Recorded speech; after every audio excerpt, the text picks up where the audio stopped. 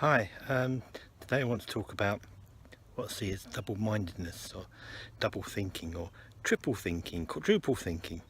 Where is the truth these days? Truth is a very movable feast, let's say. Looking at what's happening in the world and in our political sphere. Now, I'm not into politics, but I can just sense that I'm being manipulated and that we've all been manipulated, not necessarily by the politicians, but by those who advise them, by those in control of the media, the bloggers, just opinion formers, because things just seem to change at an alarming rate. To give you an idea, Jeremy Corbyn, the popularity that he had in the lead up to the election, and even now, is unprecedented compared to the fact that a year ago he was so derided, and even a month before the election, even his own party, many of them were saying that he's just not fit to be our leader. And a year, when they elected him, how many Tories and others sort of became Labour members so that they could vote for him as leader, because they thought that he would be a lame duck. And knowing his history, this is it. It was his history, it's his track record that formed these views. And the point that I'm trying to make now is he hasn't changed. He's the same person. It's just our perception of him has changed.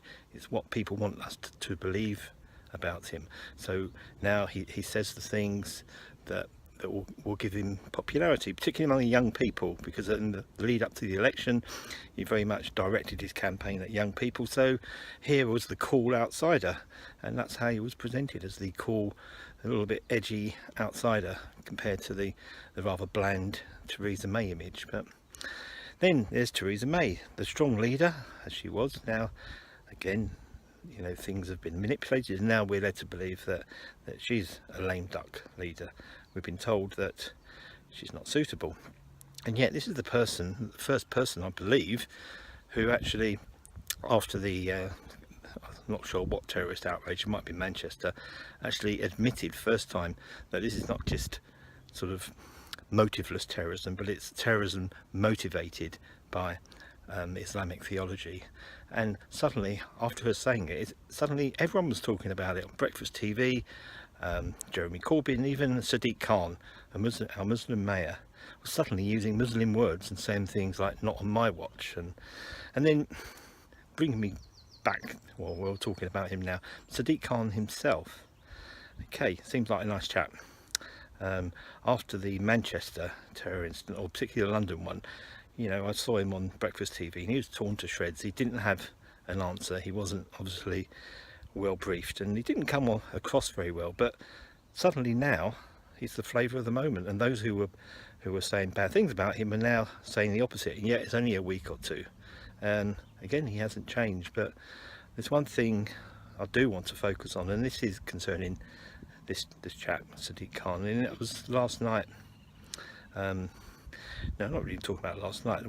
As I say, was it last night? Was the Finsbury Park mosque thing? And of course, he's very right to come on TV and speak against it and suggest this was terrorism as well.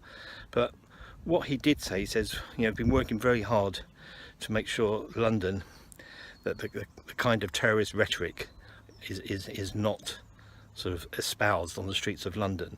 That we must not stand in any way for, or we should stand against anything that's extremist. And yet yesterday he allowed, whether he had the power to or not, you think he would as London mayor, an actual demonstration by Hezbollah, an acknowledged terrorist organisation who admit that their main role in life is the extermination of a nation state, the state of Israel.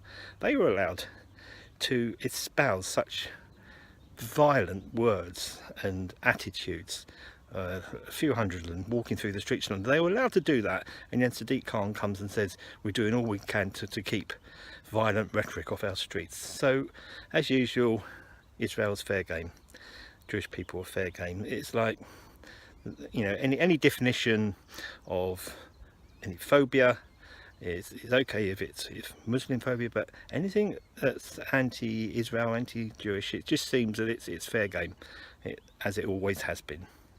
And it shouldn't be acceptable to fair-minded people, and this is what, you know, I'm trying to sort of drive at, that I'm hoping that you're fair-minded and that you're objective in the way that you think and that you evaluate and you know, look at the world. Don't let them manipulate you. Don't let the words of politicians, and particularly their spin doctors, make you sort of form opinions according to what they ask you to. I'm just going to finish with just two scriptures. 1 John 3:18, let us not love with words or speech, but with actions and in truth.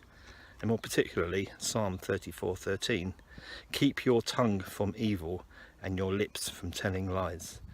The truth needs to prevail. False news, you know, think about false news. It's always been around, and the idea of false news is false news itself, because it's not a new thing. False news has been around for years.